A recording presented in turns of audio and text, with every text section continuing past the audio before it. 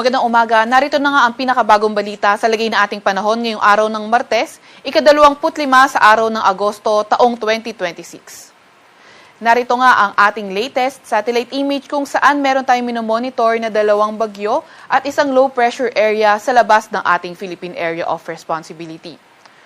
Ito ngang si Bagyong Obet na minomonitor natin kahapon ay lumabas na ng ating Philippine Area of Responsibility kagabi ng 9:30 p.m. And as of 3 a.m., ito ay huling namataan na nasa may layong 1,180 kilometers east-northeast na extreme northern Luzon. Nagtataglay ng lakas na hangin na 150 kilometers per hour malapit sa sentro at bugso na abot sa 185 kilometers per hour. Kumikilos sa direksyong west-northwest sa bilis na 25 kilometers per hour. At inaasahan nga natin, nakikilos nga itong dating Bagyong Obet na may international name na Saudel dito sa may hilaga ng ating Philippine Area of Responsibility. At sa pagkilos nga niya sa ating hilaga ay posibleng makahatak pa ito ng southwest monsoon o habagat. Samantalang yung isa namang minomonitor natin ay nasa tropical depression category na may international name na Atsani. And as of 3 a.m., ito ay huling namataan na nasa may layong 1,760 kilometers east ng northern Luzon. Nagtataglay ng lakas na hangin na 55 kilometers per hour at bugso na abot sa 70 kilometers per hour. Kumikilos sa direksyong hilaga sa bilis na 30 kilometers per hour. Ito namang tropical depression na ito dahil nakikita nga natin napakalapit lang sa boundary ng ating PAR ay hindi natin tinatanggal yung possibility ng pagpasok ng ating area of responsibility. Samantalo, isa naman nating minomonitor na low pressure area, ayan yung dating Sineneng. And as of 3 a.m., nasa may layong 670 kilometers northwest ng Itbayat, Batanes.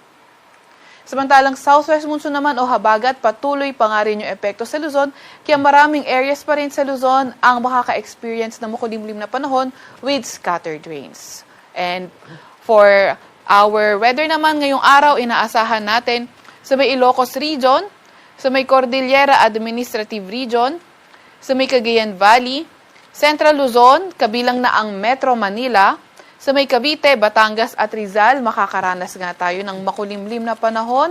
May mga posibleng kalat-kalat na pag-ulan, pagkidlat at pagkulog. And then, posible nga higher chance or mas malakas na mga pag-ulan sa kanlurang bahagi ng Central at Northern Luzon. Yung mga kasamahan naman natin sa Regional Services Division patuloy na maglalabas ng mga heavy rainfall warning, rainfall advisory o hindi kaya thunderstorm advisory kung kinakailangan. At para naman sa nalalabing bahagi ng Luzon, asahan nga natin yung partly cloudy to cloudy skies, may mga tsansa ng mga localized thunderstorms.